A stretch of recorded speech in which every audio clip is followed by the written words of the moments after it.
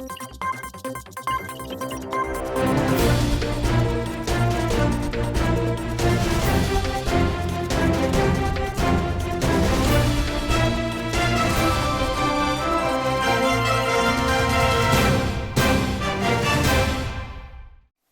VNM news studio से मैं हूं सपना, लेकर आई हूं आज की खबरें। सबसे पहले ये देखते हैं आज की वीएनएम हेडलाइंस। रेसकोर्स सर्कल पर लारी गल्ला लगाने मुद्दे बवाल, वीएमसी ने फिर हटाया अतिक्रमण।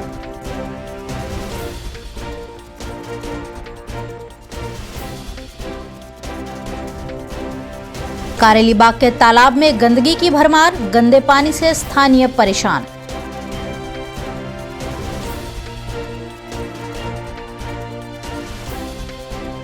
और अस्थायी कर्मचारियों को स्थायी करने पर आवेदन, कामदारों का विरोध।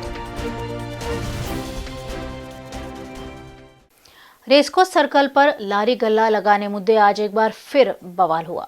स्मार्ट सिटी प्रोजेक्ट के नाम पर पूर्व municipal commissioner doctor Vinod Rao ने रेसकोर्स सर्कल से लारी गल्ले हटा दिए थे। इन सभी को वीएमसी द्वारा स्थानांतरित किए जाने का आश्वासन दिया गया था, लेकिन कई महीनों से लारी गल्ला धारकों को उचित जगह नहीं दी गई है। आज इन लारी गल्ला धारकों ने फिर से वहां अपनी लारियां लगा दी, जिसको वीएमसी के अतिक्रमण विभाग द्वारा हटा दिया गया। રેસકોર્સ જે એસટી ડેપોની બાજુમાં જે લારી ગલ્લા હતા 50થી 60 એ વિનોદ રાવ સાહેબ વખતે 2017માં દૂર કરવામાં આવ્યા હતા। ત્યારબાદ વારંવાર રજૂઆત કરવા છતાં એમને હોકિંગ ઝોન નહોતો ફળવાતો, જેથી કરીને અમે શનિવારે એક ઈમેલ દ્વારા રજૂઆત કરી કે આ લોકો બેરોજગાર થઈ ગયા છે, છોકરાઓનું ભણતર બંધ થઈ ગયું છે, જેથી કરીને આ એક જે મેઇન રોડ અને સર્કલથી દૂર ગેરી કમ્પાઉન્ડને દૂર જે આ જૂનો હોકિંગ ઝોન હતો 89માં હોકિંગ ઝોન અહીંયા હતો, એ વોકિંગ ઝોન પર મેં લગાવીને અને ધંધો ચાલુ કરે એવું અમે એક રજૂઆત કરી હતી શનિવારે ઈમેલ દ્વારા, અને આજે લગાવી હતી, પરંતુ વોર્ડ ઓફિસર દ્વારા એક એવું સવારમાં અમને કોન્ટેક્ટ કર્યો કે ભાઈ અહીંયાથી તમે દૂર કરી દો। એટલે અમે એમ કીધું કે ભાઈ તમે આજ દિન સુધી વોકિંગ ઝોન નથી ફાળવતા અને આ લોકોને 2 વર્ષની રજૂઆત કરવા છતાં તમે નથી એ કરતા, અને કાયદામાં લખ્યું છે પહેલાં વોકિંગ ઝોન ફાળવો પછી ઉઠાવો, પણ એનું ઉલ્લંઘન થઈ રહ્યું છે, તેમ છતાં પણ આજે પણ ઉઠાવી રહ્યા છે। એટલે એક સુપ્રીમ કોર્ટના હુકમનો પણ અનાદર કરી રહ્યા છે। એટલે હવે અમે રજૂઆત કરીશું, કાં તો પછી કોર્ટ રાહે એની પિટિશન કરીશું। અત્યારે લોકો લારી લઈને જતા રહ્યા, પાછા પૈસા તમને ભરવા જ પડશે ને? હા, એ તો જોઈએ, જે ઓર્ડર થશે એ તો અમુક વખત એવું પણ હોય છે કે ભાઈ આ લોકોને હોકિંગ ઝોન ફાળવે એ વખતે ત્યાંથી ઓર્ડર થતા હોય છે કે વિના ચાર્જે પણ એ લોકો મુક્ત કરતા હોય છે। એમ ન્યાય ક્યારે મળશે?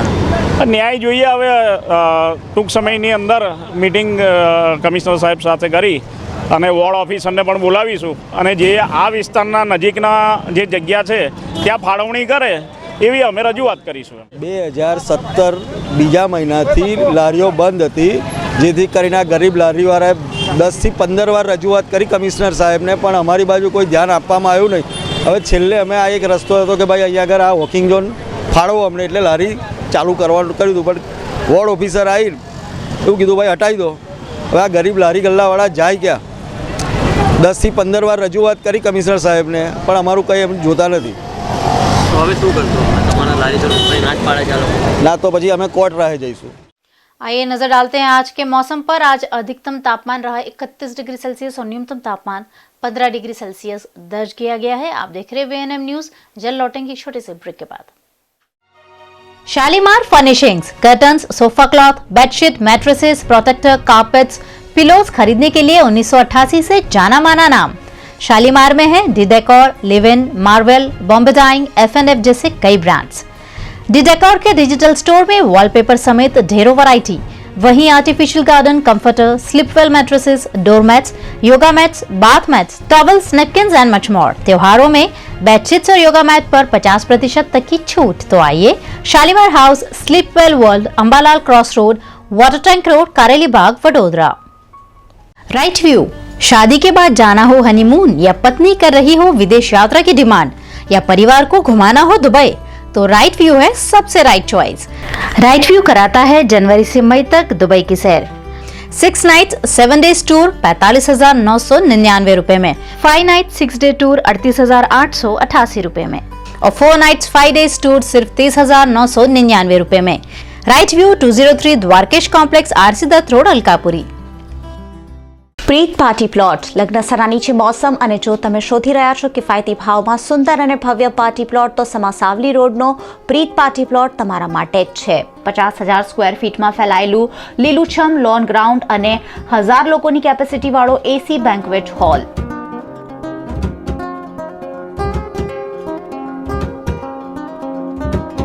પ્રીત પાર્ટી પ્લોટમાં લક્ઝરિયસ રૂમ્સ અને સફિશિયન્ટ પાર્કિંગની પણ વ્યવસ્થા. સાથે જ સમાસાવલી રોડ પર આવેલા આલિશાન પ્રસંગ પાર્ટી પ્લોટમાં 1500ની કેપેસિટી વાળું ઓપન ગ્રીન પાર્ટી પ્લોટ.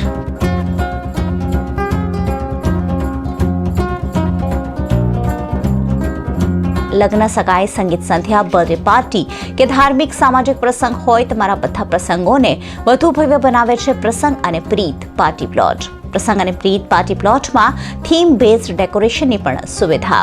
પ્રીત party plot solar canal road Sama અને Prasang party plot Sama Savli road Vadodara. Kareli Baug तालाब के गंदे पानी से स्थानीय काफी परेशान हैं.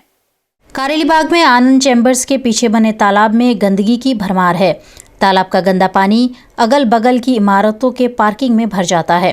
यहाँ फैली गंदगी से स्थानीय दुकानदार काफ़ी परेशान हैं. बार बार वीएमसी में शिकायत करने के बावजूद यहाँ की सफाई नहीं की जा रही है. પાછળ જે તલાવડીનું પાણી આવે છે તે પાણી જે હરિજનવાસના ઝૂંપડપટ્ટીને બધું બાંધેલું છે એના પાછળ ડ્રેનેજના ભૂંગળા અંદર છોડેલા છે ને આજ દિન સુધી અમે કેટલી વાર સમસ્યા કર્યું છે. કોર્પોરેશનમાં વારંવાર અમે અરજીઓ આપેલી છે તે છતાં કોઈ ઓવર ઓફિસર કે કોઈ જોવા આવતું નથી.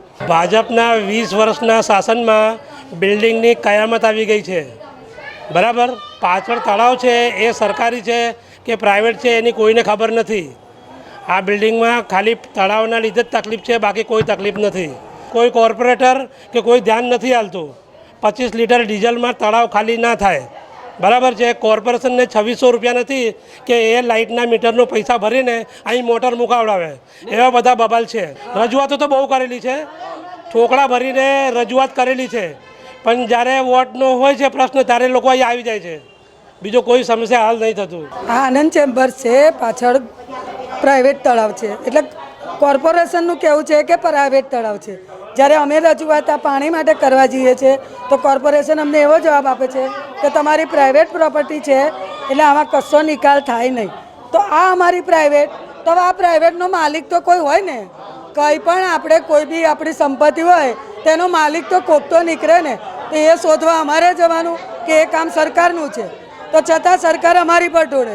દુકાનોવાળાના ધંધા બગડે છે, દુકાનોમાં પાણી જાય છે, તો હવે એનો નિકાલ શું? કોર્પોરેશન અમને ખર્ચો તો આપશે નહીં, છોકરા બીમાર થશે તો એની જવાબદારી કોની? અત્યારે મચ્છરના હિસાબે આમ બધા બેરન મારો છો કે મચ્છર સ્વચ્છતા અભિયાન, તો આ સ્વચ્છતા અભિયાન કેમ નથી દેખાતું? एक और कॉरपोरेशन शहर के तालाबों को स्वच्छ करने की बातें कर रहा है, वहीं इस तालाब की सफाई पर उदासीनता से विपक्ष के नगर सेवक जागृति राणा भी प्रशासन से नाराज हैं.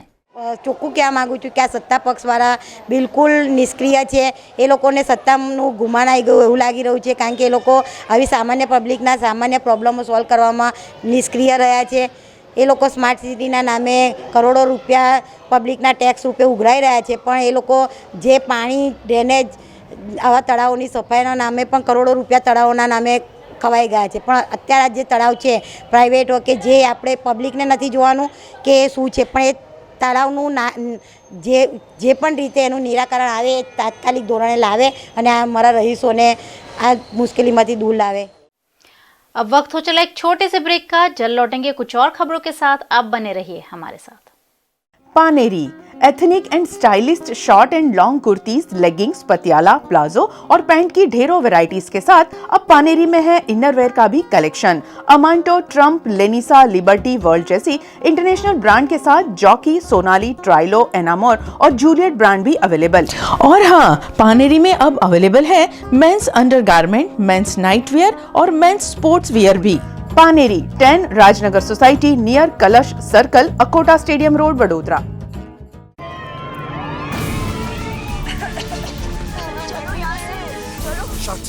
चलो चलिए चलिए, कम ऑन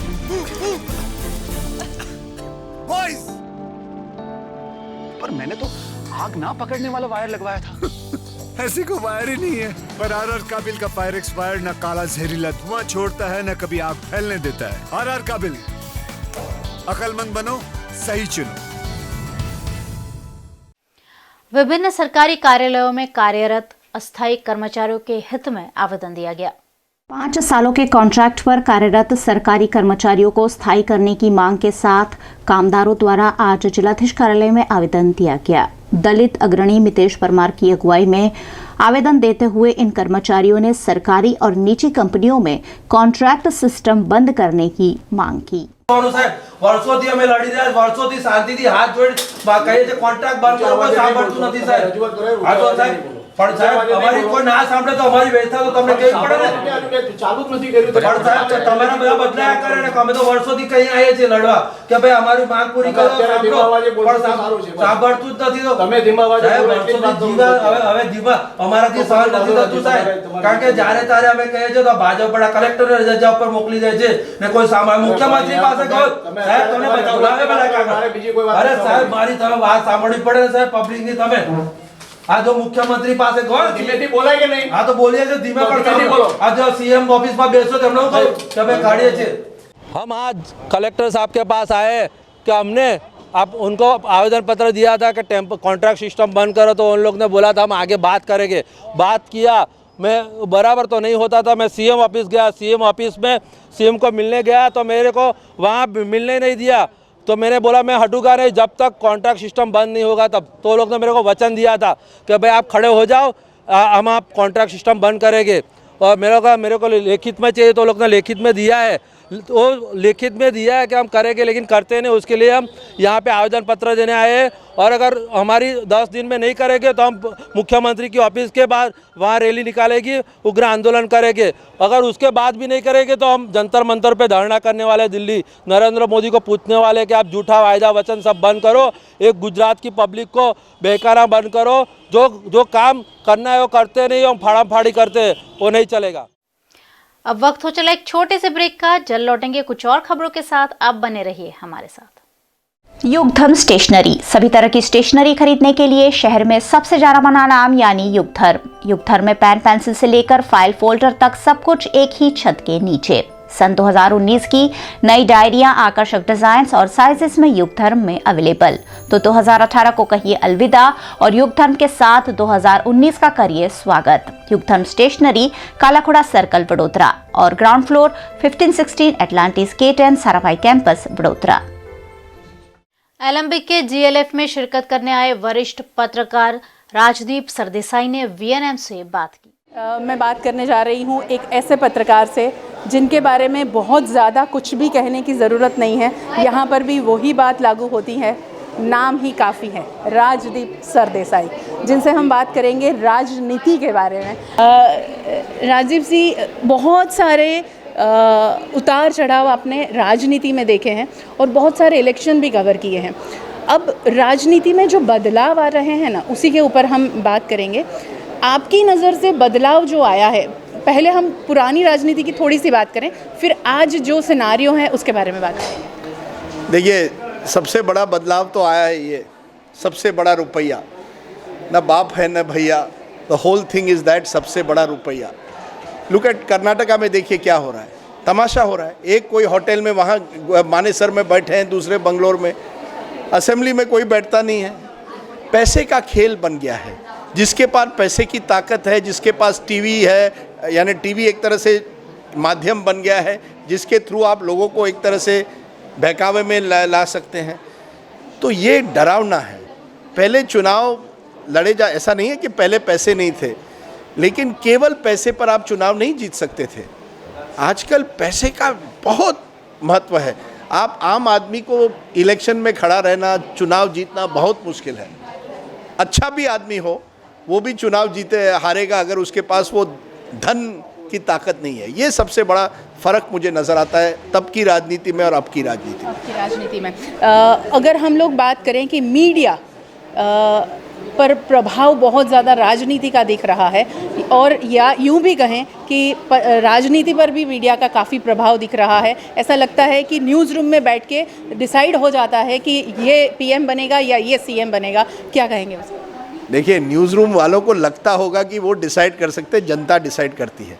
आप लाख कोशिश करें, मीडिया को एक तरह से अपने काबू में करके चुनाव जीतना इतना आसान नहीं है।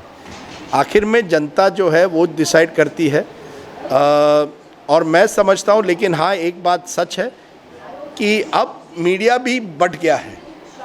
या तो आप एक पार्टी के प्रवक्ता माने जाते हैं या दूसरे, बीच का रास्ता रह ही नहीं गया। वो डर है। पहले न्यूज़ रूम में ज़्यादा संवाद हुआ करता था, अब आप लाइन एजेंडा तय करते हैं पहले, फिर खबर करते हैं। पहले हम केवल खबर करते थे, फिर उसके बाद जो एजेंडा है वो तो देश डिसाइड करेगा। अब आप स्टूडियो में बैठ के आपको लगता है कि मैं हूँ ना, हम बड़े अपने आप को बहुत बड़ा समझने लगे। वैसे तो हम कुछ नहीं है, हम केवल राजनीति को देख रहे हैं। हमको कोई हम अगर चुनाव लड़े तो हम डिपॉजिट हार जाएंगे। नेता बनना आसान नहीं है। मगर पत्रकार बनना भी अब आसान नहीं रहा, और पत्रकार बनकर सरवाइव होना भी आसान नहीं रहा। अच्छे पत्रकार और बेबाकी के साथ में पत्रकारिता करना भी अब आसान नहीं रहा। उसके लिए क्या कहेंगे? नहीं, मैं नहीं मानता कि कोई ऐसे, हम बहुत अच्छे पत्रकार इस देश में हैं और बने रहेंगे। इस देश में है एक फ्रीडम ऑफ स्पीच है। फ्रीडम ऑफ स्पीच है, मगर सर कहीं ना कहीं ऐसा हो रहा है ना, कहीं ना कहीं डर का भी माहौल है कि अगर हम कोई स्टोरी करें, कोई जो ताकतवर नेता है हमारे बॉस को फ़ोन ना करे और निकाल दिए जाए, ये तो डर है। पर ये आप सवाल गुजरात में पूछ रही है, ये अपने आप में एक दिखाता है कि इतना भी डर नहीं है। अगर इतना डर होता तो आप ये सवाल क्यों पूछती? अब गुजरात में अगर आप इस तरह का सवाल पूछ सकती है, अपनी अच्छी बात है। इतना भी हम भी थोड़ा डर के माहौल को इतना भी ना बढ़ाए। देखिए, हर व्यक्ति पर ये निर्भर है वो क्या चाहता है ज़िंदगी से। मुझे लगता है एक ज़िंदगी है, ज़िंदगी एक सफ़र है सुहाना, यहाँ कल क्या हो किसने जाना। As long as that is, ये आपका लाइफ का फिलॉसफी होना चाहिए। तब वो डर के आगे जीत है, वो है ना लाइन है, डर के आगे जीत है। और नए पत्रकारों को क्या कहेंगे आप, जो उभरते नए पत्रकार अब बनने जा रहे हैं, जो अभी पढ़ाई कर रहे हैं? बस आखिरी सवाल मैं नए पत्रकारों से कहूँगा, बस आप ज़िंदगी एंजॉय कीजिए। पत्रकारिता किसी क्लासरूम में नहीं सीखी जाती, पत्रकारिता ज़िंदगी में सीखी जाती है। जब हम बाहर जाते हैं, लोगों से मिलिए, ज़्यादा से ज़्यादा अलग अलग विचारधारा के लोग, अलग अलग लोगों से मिलिए और सुनिए। आजकल हम बोलते बहुत है, सुनते कम है। नेताओं में भी ये प्रॉब्लम है और जनता में भी है। सब अपनी मन की बात कहना चाहते हैं, जन की बात बहुत कम लोग सुनते हैं। हम जन की बात थोड़ा ज़्यादा सुने, अपनी मन की बात थोड़ा कम करें, तो हम अच्छे पत्रकार बनेंगे। थैंक यू सो मच हमारे से बात करने के लिए। और अच्छे पत्रकार बनने के लिए उन्होंने कहा ना, सुनना ज़रूरी है, वैसे ही रीडिंग भी उतना ही ज़रूरी है। जो उन्होंने अपने वार्तालाप में बताया था वो मैंने आपको बता दिया। हमारे साथ जुड़ने के लिए बहुत बहुत शुक्रिया। एमएस यूनिवर्सिटी की कॉमर्स फैकल्टी में एजीएसजी ग्रुप द्वारा एजुकेशन फेयर का आयोजन किया गया।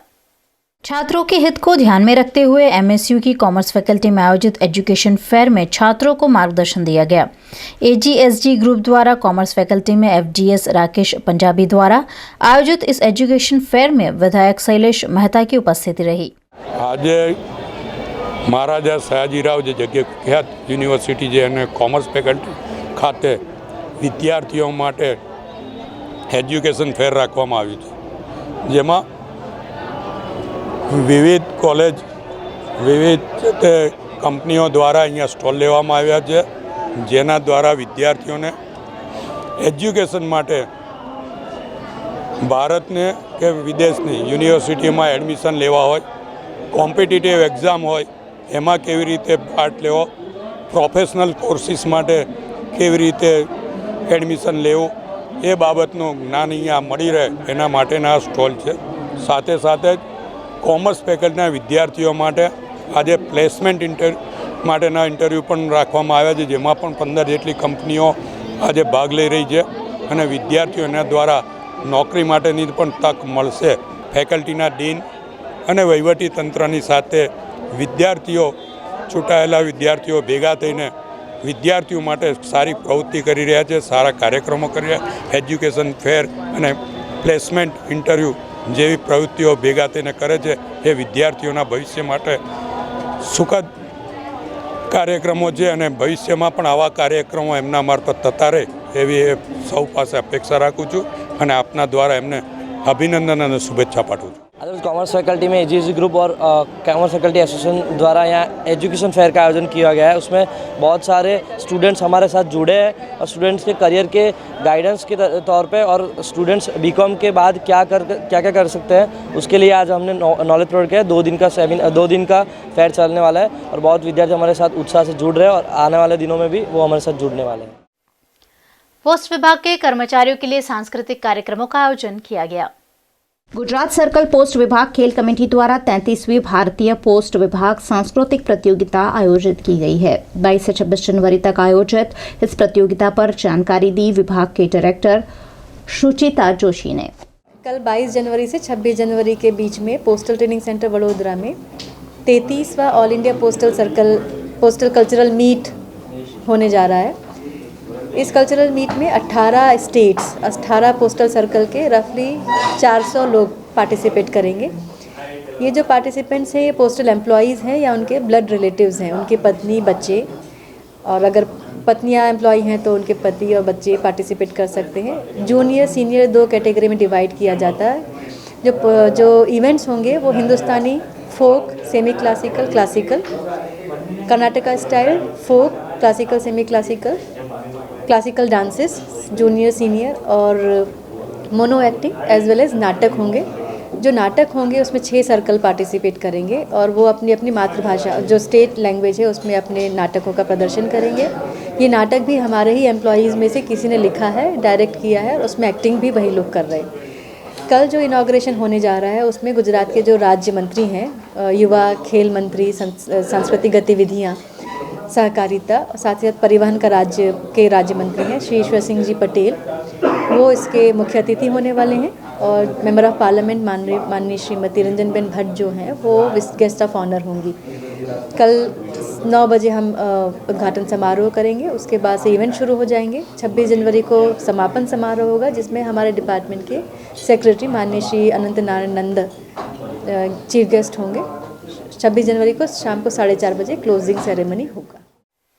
एमएसयू की साइंस फैकल्टी में 16 से 23 जनवरी तक डांस कार्यक्रम आयोजित किया गया है।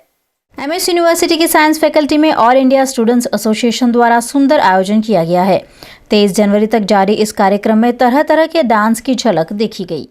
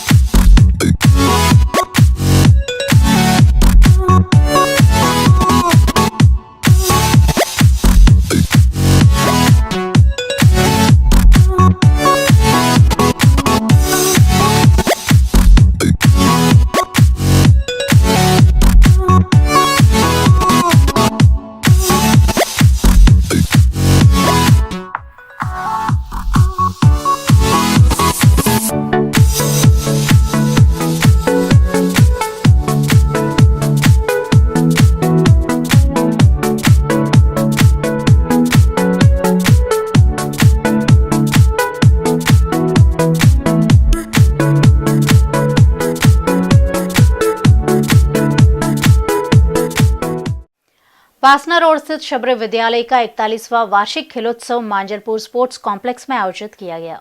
छात्रों की खेल प्रतिभाओं को परखने के लिए हर स्कूल में खेलोत्सव आयोजित किया जाता है। इसी क्रम में वासना रोड की शबरी विद्यालय का 41वां वार्षिक खेलोत्सव मांजलपुर के स्पोर्ट्स कॉम्प्लेक्स में आयोजित किया गया, जिसमें आयोजित विभिन्न खेल प्रतियोगिताओं में छात्रों ने बढ़ चढ़कर हिस्सा लिया। इस मौके पर पूर्व क्रिकेटर संजय हजारे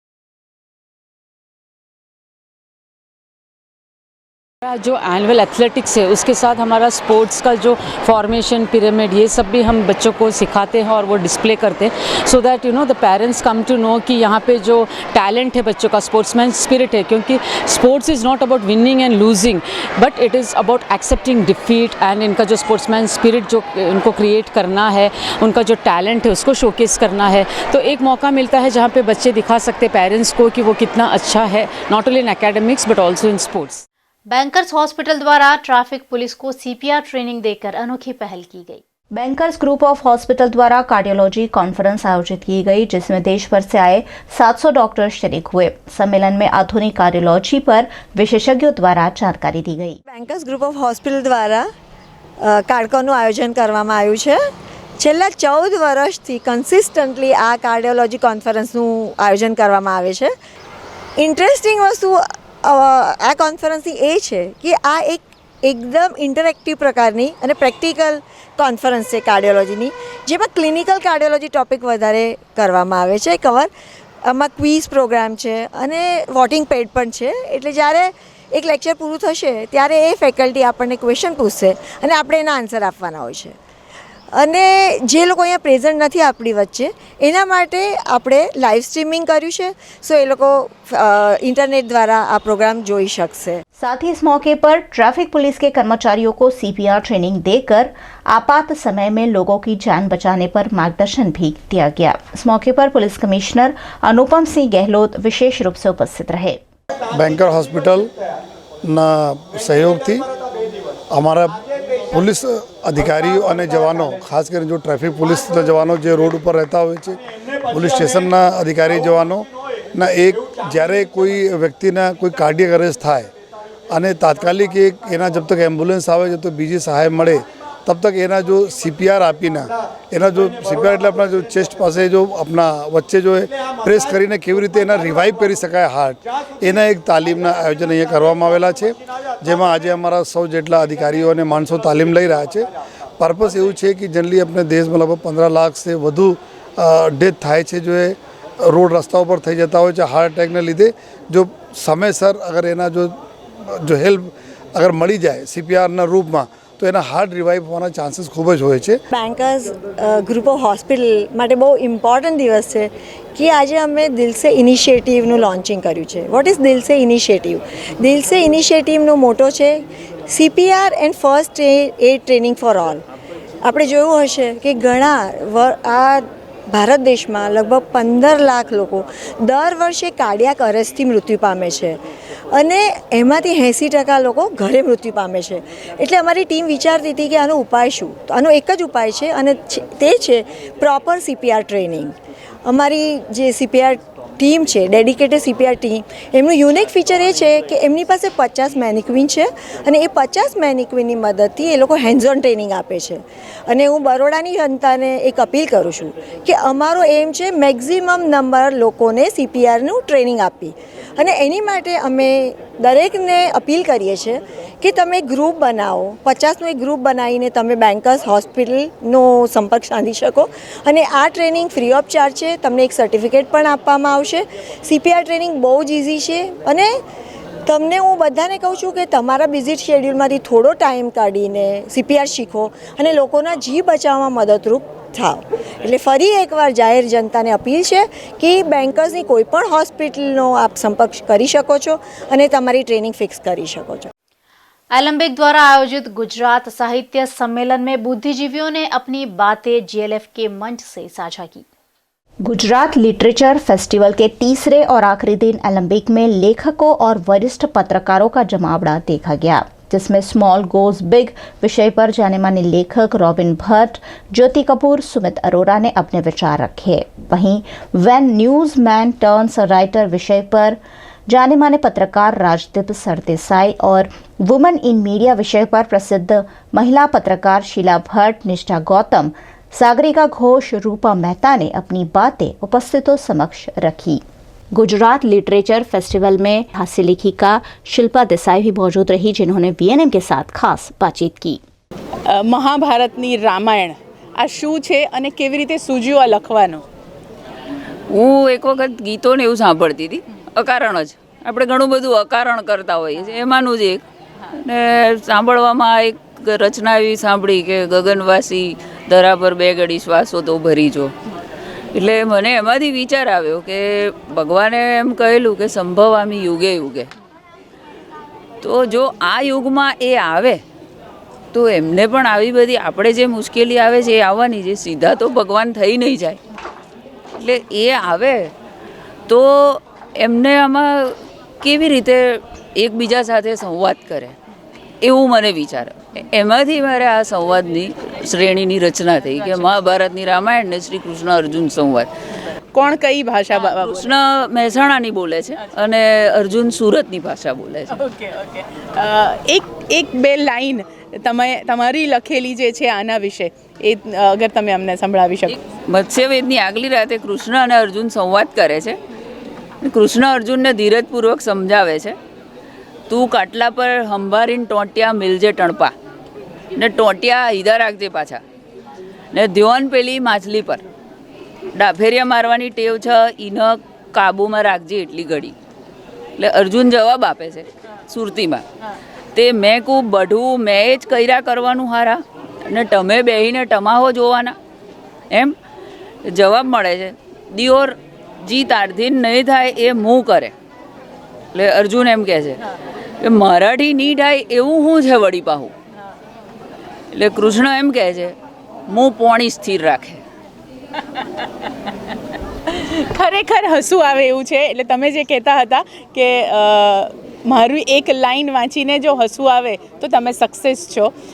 હવે આગળ આમાં કેટલું ઓર આગળ વધવાના છો? શું આગળ બીજું નવું કશું લખવાનું પ્લાન છે?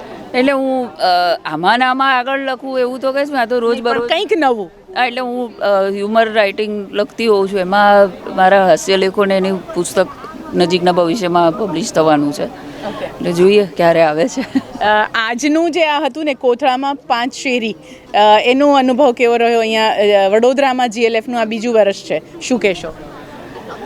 મારા માટે GLFનો જ પહેલો જ અનુભવ છે, પણ મને બહુ જ મજા આવી અહીંયા આવીને વડોદરાના. એટલે અમે જ્યારે આવ્યા ત્યારે મને એમ હતું કે કદાચ ફેસબુક ને સોશિયલ મીડિયા ને બધાની પબ્લિસિટી ઉપરથી મને એવું લાગ્યું હતું કે કદાચ અહીંયા ઓડિયન્સની કમી હોઈ શકે છે, પણ મને એવું લાગ્યું નહીં. જેટલા હતા એટલા मजा पड़ी। ऊर्जा, पर्यावरण और स्वास्थ्य संरक्षण के संदेश के साथ ONGC द्वारा आयोजित साइक्लोथॉन रैली में लोगों ने बढ़ चढ़कर हिस्सा लिया। ONGC के स्पोर्ट्स कॉम्प्लेक्स में सक्षम साइकिल डे रैली आयोजित की गई, जिसमें 1500 लोगों ने उत्साह के साथ शिरकत की।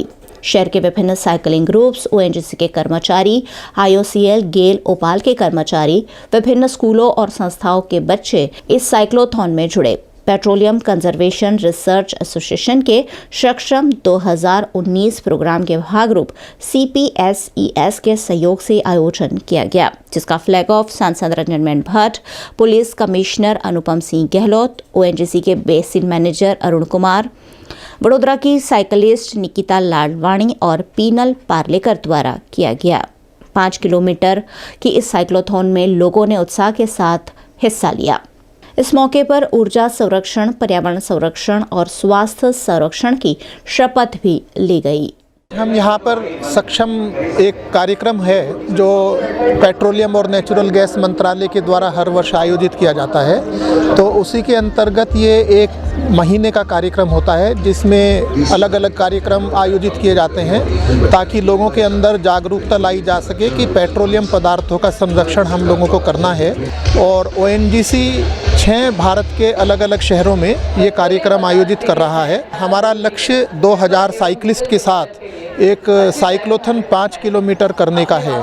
तो मैं इसके आयोजन के लिए जो PCRA है और पेट्रोलियम और नेचुरल गैस मंत्रालय है और यहाँ पर आए हुए सभी जो पार्टिसिपेंट्स हैं उनको बधाई देना चाहता हूँ और आशा करता हूँ कि जो ये संदेश है वो जन जन तक हम पहुँचाने में सफल रहेंगे।